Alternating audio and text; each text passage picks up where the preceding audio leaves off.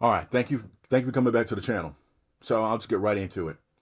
So this is coming from Cosmic Book News, right? So the New York Post has confirmed that David Zaslav is trying to create space for a bidding war to sell Warner Brothers Discovery. Zaslav's whole plan for splitting up Warner Brothers and Discovery was for sale, so that he could hold on to a seat to control Discovery. According to insiders,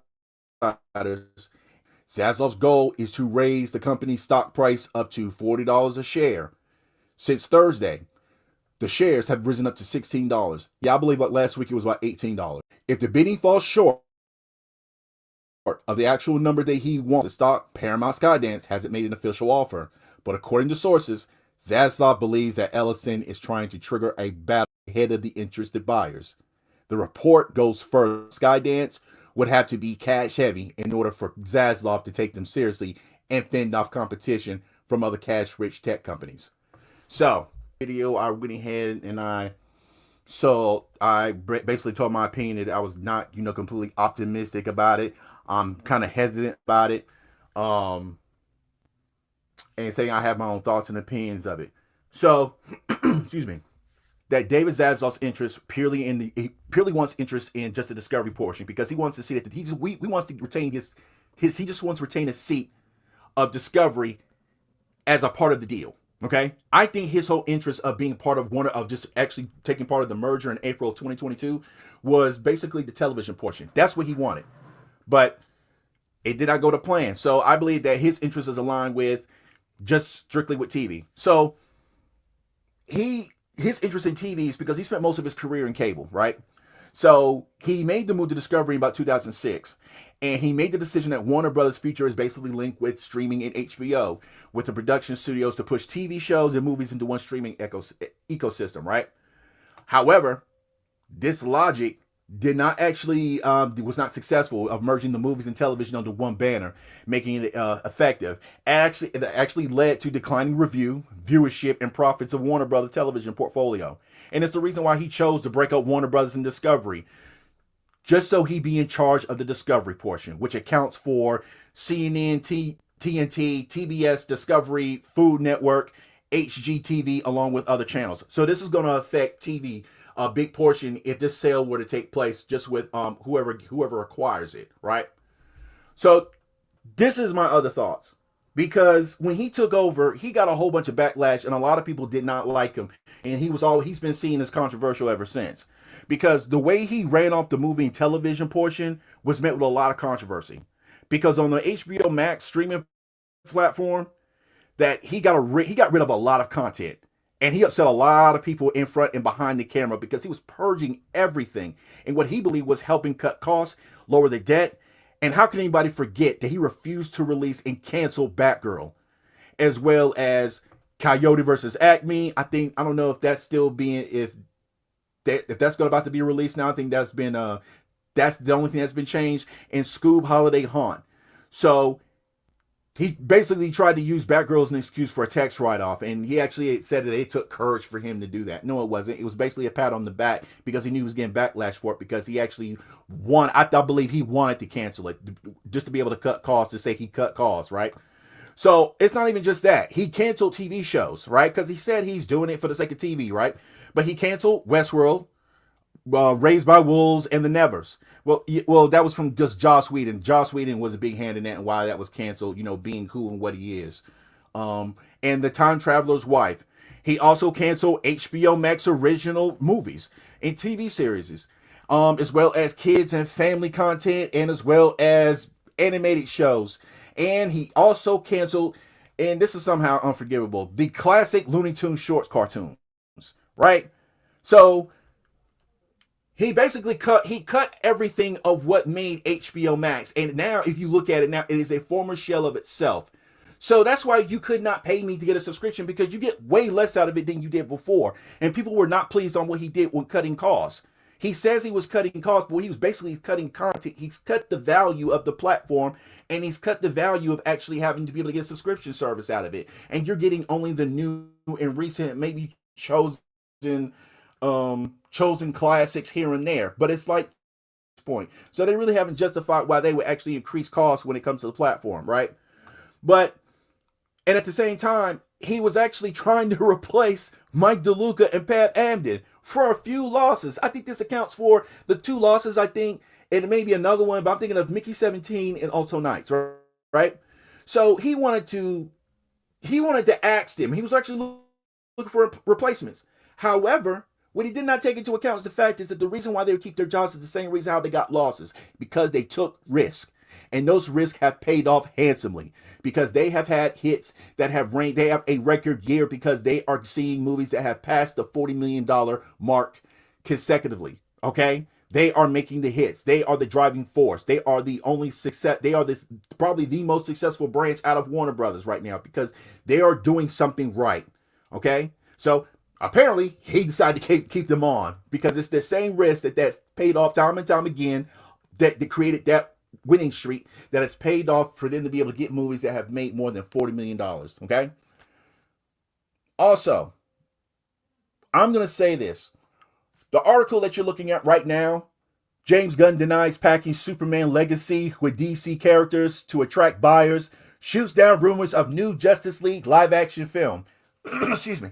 And the live action film that the article is referring to is Crisis on Infinite Earths, right? This article is dated July 23, 2023, more than 2 years ago. Of course, James Gunn said no. But I believe that David Zaslav planned to sell Warner Brothers about more than 2 years ago. And it also speaks on the fact that because for two factors. For one, the rumor, just the very fact that this was even a question, that this was packed all in one article shows that this looks like somebody that's trying to make it attractive to buyers, right? On top of that, in December of 2024, last year, he sold $30 million of his stock. Okay? So, I believe David Zaslav's plan was to sell Warner Brothers more than 2 years ago because when James Gunn was making Superman, this article is alluding to the fact of what a lot of people from what insiders were looking at, that he was trying to make it attractive, which is the whole reason, which is one of the motivated reasons as to why the Superman movie was crowded with characters, just to attract potential buyers, to show off a catalog of diverse characters so that whoever buys the catalog gets to know what they're getting, right? That this is what you're investing in. So it's supposed to bring in a level of so the buyers would know what they're getting and actually seeing that it's profitable. Okay? So, of course, he said no, and he just says, no, it's the story that takes priority. Right. Even though people have had problems with the plot. But again, not only the article, this is not just relevant because the article is referenced on July 23rd, 2023, but Zaslav at the time was removing and purging content at the time of this, right? And this displeased a lot of people as he wanted to make it look good. It's as if he wanted to make it good on paper to keep the financials clean and attractive enough to get a buyer in case there happens to be a sale, right? Because this just happens to be a coincidence. And he wanted to hire Gunn to make sure that everything was cheaper for DC Studios. So the question shows that the direction that Zaslav has raised questions about that if people could see the moves, this means that these moves resemble somebody that's trying to benefit from getting rid of the content at large. So, we know that David Zaslav wants to get something out of this deal. Right? He wants the Discovery portion. He wants the TV portion. He wants to be the head of Discovery. That's going to be as a prior condition upon the sale, right? Because the merger breakup is going to take effect next year. However, the Ellison Group, Paramount Skydance, wants to take a hold of everything, not just the movie portion that's up for grabs, but they also would want it before the breakup value. Okay, so we know that David Zaslav wants to get something out of the deal. The other question is if James Gunn is a part of the sale to keep him as a part of the DC studio chief. Okay, so if James Gunn got orders from Zaslav to overload the Superman movie with characters, right, to make it attractive to buyers, there's probably a good likelihood that, I hate to say this, but he would probably end up keeping his job.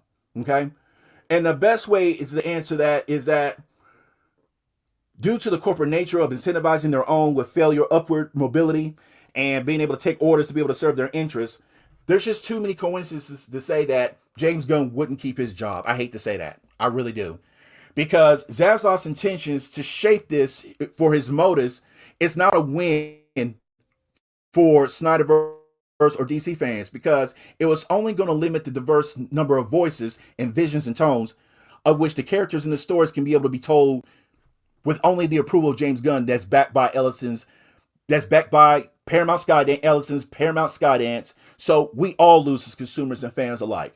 So this sale is not going to be beneficial for consumers and fans alike.